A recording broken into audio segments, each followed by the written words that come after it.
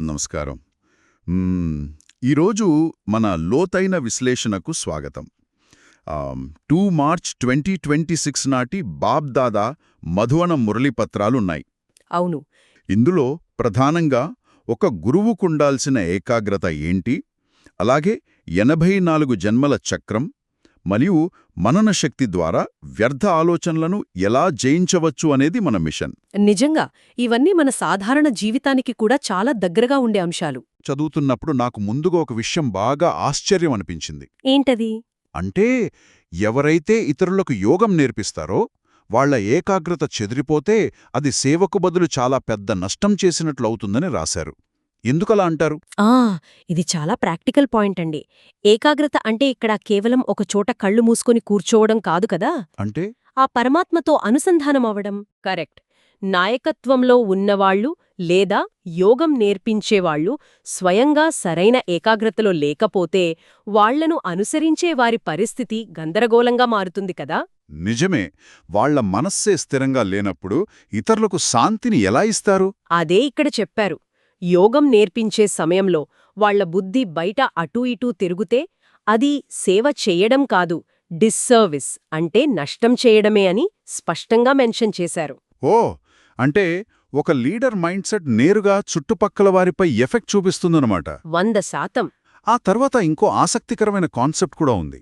సృష్టి చక్రం మరియు 84 జన్మల ప్రయాణం గురించి. అవును. దీన్ని సులభంగా అర్థం చేసుకోవడానికి మెట్ల వరుస చిత్రమనే ఒక సాధనం గురించి చెప్పారు కదా. అదే. అసలు ఆ చిత్రం ఎలా ఉంటుంది, దాన్ని ఎలా ఊహించుకోవాలి అంటారు? దీన్ని ఒక నిచ్చెన లేదా మెట్లు దిగుతున్నట్లు ఊహించుకోండి. ఒక ఆత్మ తన అత్యున్నత స్వచ్ఛమైన స్థాయి నుండి జన్మలు తీసుకుంటూ కిందకు ఎలా దిగుతుందో ఇది ఒక మ్యాప్లా వివరిస్తుంది. అంటే సృష్టి మొదలు, మధ్య, అలాగే ముగింపు ఎలా ఉంటాయో చూపిస్తుందన్నమాట. అవును. కళ్లకు కట్టినట్లు చూపించడానికి ఇది చాలా ఫస్ట్ క్లాస్ సాధనం. భలే ఉందే. ఇక ఇంకో పాయింట్ నన్ను కొంచెం ఆశ్చర్యపరిచింది. ఇతరులను పాపాత్ముల నుండి పుణ్యాత్ములుగా మార్చేంతవరకు విశ్రమించకూడదు అని రాశారు. అంటే ఆ తీవ్రమైన సేవా సంకల్పం గురించి చెబుతున్నారు. అవును. భోజనం కూడా చేయకూడదనే రేంజ్లో డెడికేషన్ ఉండాలని చెప్పారు. ఇది కొంచెం ఎక్స్ట్రీమ్ అనిపించినా ఆ నిబద్ధత గొప్పగా ఉంది కదా. నిజమే. కాని విమానంలో ముందు మన ఆక్సిజన్ మాస్క్ పెట్టుకున్నాకే పక్కవాళ్లకి సహాయం చెయ్యాలి అంటారు కదా. కరెక్ట్. ఇది కూడా అంతేనా? అంతే. మనం ఇతరులకు ఆ జ్ఞానాన్ని పంచే ముందు మనల్ని మనం ఎప్పటికప్పుడు రీఫ్రెష్ చేసుకోవాలి. అందుకేనా సంస్థ అందించే మ్యాగజైన్స్ చదవడం ద్వారా కొత్త శక్తిని పొందాలని చెప్పారు? ఎగ్జాక్ట్లీ. మనం ఆ జ్ఞానంతో రీఫ్రెష్ అవ్వకపోతే ఇతరులకు ఆ పాజిటివ్ శక్తిని ఎలా ఇవ్వగలం చెప్పండి. చాలా చక్కగా చెప్పారు. జ్ఞానాన్ని రీఫ్రెష్ చేసుకోవడం గురించి మాట్లాడుతున్నాం కాబట్టి ఇక్కడే ఆ మననశక్తి అనే కాన్సెప్ట్ కూడా వస్తుంది కదా. అవును. ఇది అత్యంత ఆసక్తికరమైన అంశం.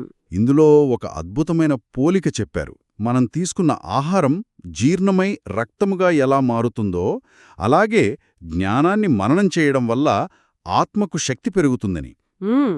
అంటే మనం నేర్చుకున్నది కేవలం వినడమే కాకుండా దాని లోపల ప్రాసెస్ చేయడమన్నమాట. మరి ఇది మన సాధారణ జీవితానికి ఎలా అన్వయించుకోవచ్చు అంటారు? సింపుల్ అండి. మనం రోజువారీ జీవితంలో చూస్తే ఏదైనా సమస్య వచ్చినప్పుడు మన బుర్రలో ఏమయింది, ఎందుకయింది అనే ఎన్నో ప్రశ్నలు తిరుగుతాయి. అవును. అదంతా వ్యర్థ చింతన గదా. కరెక్ట్. ఇవన్నీ వేస్ట్ థాట్స్. మనం విన్న మంచి విషయాలను మననం చేయడం ద్వారా ఈ వ్యర్థాలోచనల బరువును వదిలించుకోవచ్చు. అంటే ఆహారం అరిగితే శరీరానికి బలం వచ్చినట్లు జ్ఞానాన్ని ప్రాక్టికల్గా డైజెస్ట్ చేసుకున్నప్పుడే ఆత్మకు శక్తి వస్తుందన్నమాట. అంతే. అప్పుడు ఈ అనవసరమైన టెన్షన్స్, భారం అన్నీ మాయమైపోతాయి.